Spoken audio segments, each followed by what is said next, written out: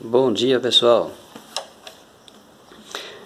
É muito interessante. Eu estava essa semana interagindo em um grupo de amizades. De repente eu postei alguma coisa, ou eu comentei, e aí alguém de imediato apareceu, gravou um áudio para mim, com uma voz um pouco irritante, com um tom como se fosse superior. Mas o mais interessante que eu achei nisso tudo, depois eu prossigo, foi a primeira vez que ela gravou um áudio para me responder. Porque todos os áudios que ela gravava ou para responder outra pessoa ou diretamente para o grupo. Só que a voz dela era bem suave, bem meiga, não era uma voz espinhenta. E quando ela gravou esse áudio para me responder, a voz muito irritante. É tanto que eu só aguentei parece que 2 áudios.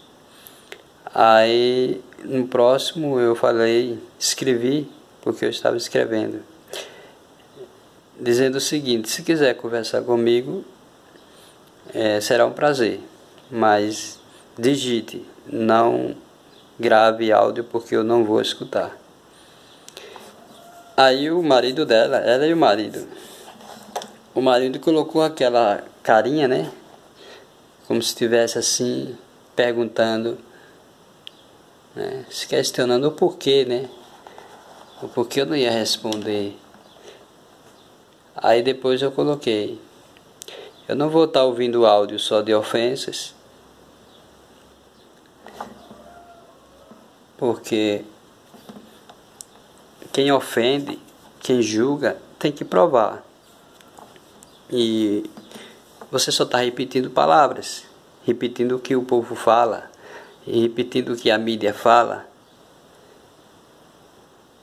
Isso é injustiça, é covardia. Nós não podemos fazer isso. Se você tiver provas, você pode falar. Agora mostre as provas. Pronto, ela não gravou mais nada. Mas eu me lembrei agora que antes disso, apareceu lá um do grupo que começou a falar comigo e começou a concordar comigo, sobre os assuntos que eu estava comentando. 2 áudios. Aí teve um dos áudios que ele gravou que ela respondeu a ele. Aí eu não fiz questão mais de entrar, de responder a ela. Eu vi o áudio, cheguei a ouvir. Aí depois, aliás, antes de eu ouvir o último áudio dela, eu postei lá algumas coisas, alguns tópicos importantes que estava acontecendo no momento, que está acontecendo, que é sobre política, que é sobre o que o político dela defende, a ideologia do partido dela, do político, da quadrilha, que todos nós já sabemos sobre qual é o plano de governo do PT. Aí eu digitei algumas coisas lá, tipo, lembrei agora algo interessante que me deixou um pouco irritado, entre aspas, né? Ela comentou sobre o candidato que eu defendo, citou que ele já tinha se separado algumas vezes e lançou uma pergunta: que moral ele tem para falar sobre família? para falar que defende a família. Aí eu digitei alguma coisa lá, tipo,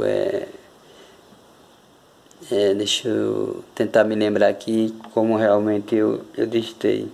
Deu um branco aqui. Que separação de casamento, foi mais ou menos assim, separação de casamento não tem nada a ver com defender a família.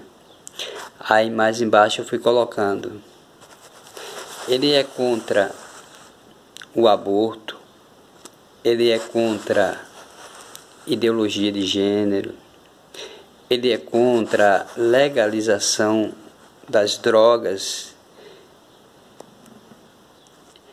ele é contra a prostituição, a legalização da prostituição, ele é contra o que mais mesmo? Contra o kit gay, que não tem nada a ver com homofobia. Kit gay se refere a ensinar crianças de 5, 6 anos de idade a se tornar como o próprio nome já diz. E aí eu fui citando algumas coisas, citei sobre o candidato, né, o pai do kit gay, que é o candidato que ela defende. E parece, o que me deixa assim meio espantoso, é que parece que esse pessoal tem muito orgulho de defender essas pessoas, mesmo sabendo do plano que eles têm. Eu fico espantado e me questionando por que essas pessoas são assim. E olha que em um dos áudios, sobre a pessoa que colocou um áudio lá também, que ela respondeu para ele, aí ela respondeu que era professora, tal, que às vezes as crianças precisam saber de alguma coisa. Ou seja, estávamos falando de kit gay. E aí é nesse áudio que ela respondeu para um dos que participa, que foi a primeira vez, ele tinha acabado de entrar no grupo. Não tinha muito tempo. Aí em um dos áudios, o último, praticamente o último, ela falou que no final que as crianças, tal, ela era professora, que as crianças precisavam saber de alguma coisa. Que esse rapaz que tinha entrado, né, vou falar um colega, pelo menos defende é do mesmo partido que eu. Ele começou a citar que as crianças não precisam aprender isso, né? As crianças ela estão na escola para aprender outras coisas, não é isso, né? As crianças aprendem com os pais e na hora certa, no tempo certo. Eu estou colocando com minhas palavras. Na hora certa, no tempo certo, né? Continuando, as crianças, eu estou falando, a voz dele eu não lembro mais, as palavras dele eu não lembro mais. As crianças têm que viver o seu tempo, seu tempo de inocência. Que a criança é pura, a criança é santa, a criança não tem pecado. E por que nós vamos incutir na cabeça, na mente de uma criança, esse tipo de coisa? Se a criança não tem nem conhecimento, ela não sabe do que ela está fazendo, ela não entende o porquê aquelas pessoas estão ensinando isso para ela. Para as crianças, o que ensinam para ela é o correto. Aí elas, quando chegam em casa, mesmo que o pai não ensine essas coisas, mas no colégio estão colocando essa mentalidade, essa ideologia na mente dela.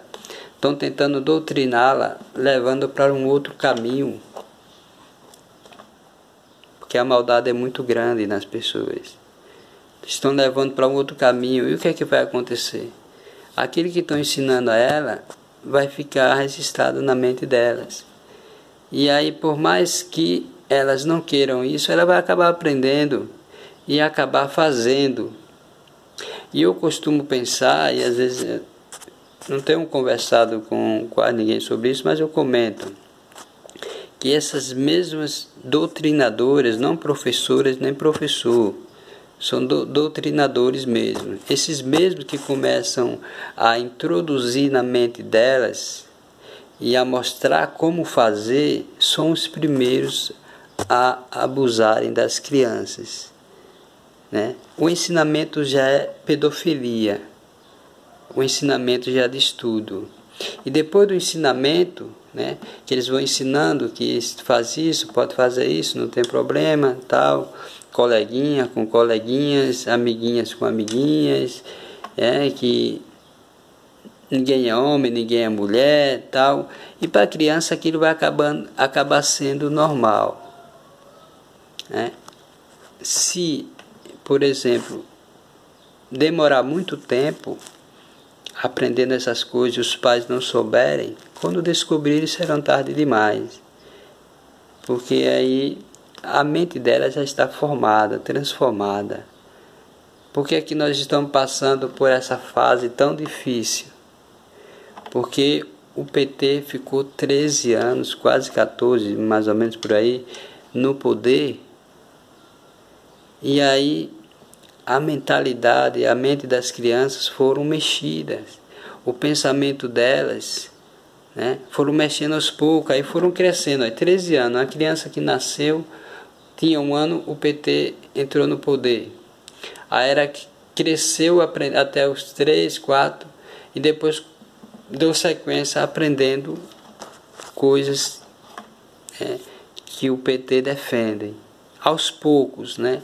É claro que eles iriam colocando aos poucos, inserindo aos poucos, porque não conseguiram inserir de uma vez o kit gay, tal, etc. Essas coisas aí, né? Casamento de pessoas do mesmo sexo, e tentaram até amordaçar a boca das pessoas, né? Mas graças a Deus não conseguiram, mas isso já ficou sequelas. Não conseguiram totalmente, mas alguma coisa eles já conseguiram. Eles são tão ardilosos que eles sabem, são tão perversos que eles sabem que ele não consegue a primeira vez, mas aos pouquinhos eles sabem que eles vão atingindo alguma meta. Até é como se eles imaginassem, né? Não, a gente vai conseguir, vão acabar acostumando e a gente vai entrando aos poucos, a gente vai, né, fazendo isso, pervertindo as pessoas, pervertindo as crianças. Começa pela educação, é claro, até chegarmos ao ponto de atingirmos o nosso objetivo.